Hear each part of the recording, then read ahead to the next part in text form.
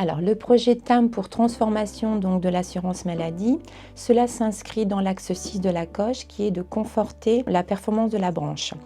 Le renforcement donc, des synergies entre les services administratifs et les services de contrôle donc, du service médical ont pour but de conforter la capacité donc, de l'assurance maladie à porter l'ensemble de ses missions et de préserver la pérennité de notre système.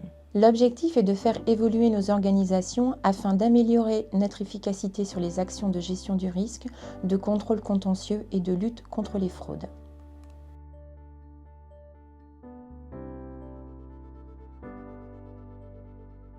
Un premier temps a été dédié à l'intégration des équipes de l'échelon local au sein d'une direction médicale spécialement créée. Construire un collectif de travail unique, une très belle équipe CEPAM du Hainaut a grandi. Le fait qu'il soit déjà dans nos locaux a évidemment facilité cette étape, mais il restait tout le reste et les secteurs ressources ont tous été fortement mobilisés. Nous avons avancé de façon méthodique en utilisant les éléments d'aide apportés par la CNAM, en s'organisant en mode projet et en mobilisant les compétences et le souci de bien faire des équipes ressources.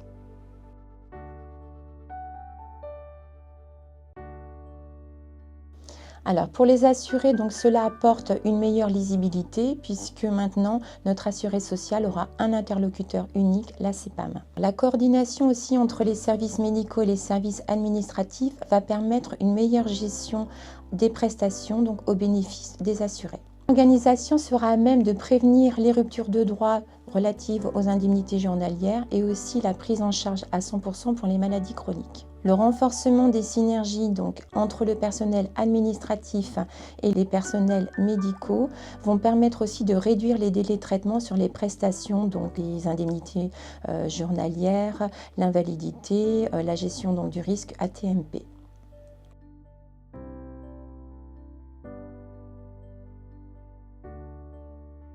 La CNAM a construit un plan d'accompagnement national avec les services médicaux sur la base de leurs besoins. Nous avons pris ce plan comme base et l'avons enrichi. Les objectifs étaient de mieux se connaître et de faciliter la transition pour nos collègues de la direction médicale.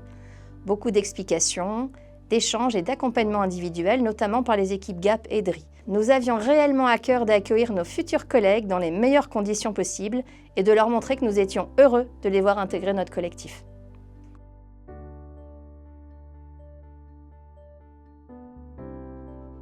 S'assurer de l'indépendance technique des avis médicaux qui sont donnés par les praticiens conseils et les ISM qui sont impliqués dans la délégation donc, de tâches au niveau du service médical.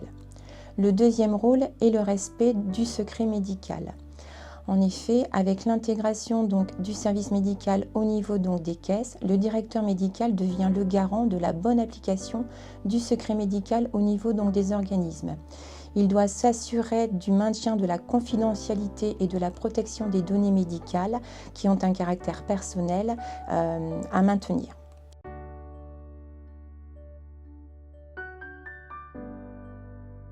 Cette question est un peu prématurée, car c'est l'objet du deuxième temps de cette évolution que nous engageons cette année.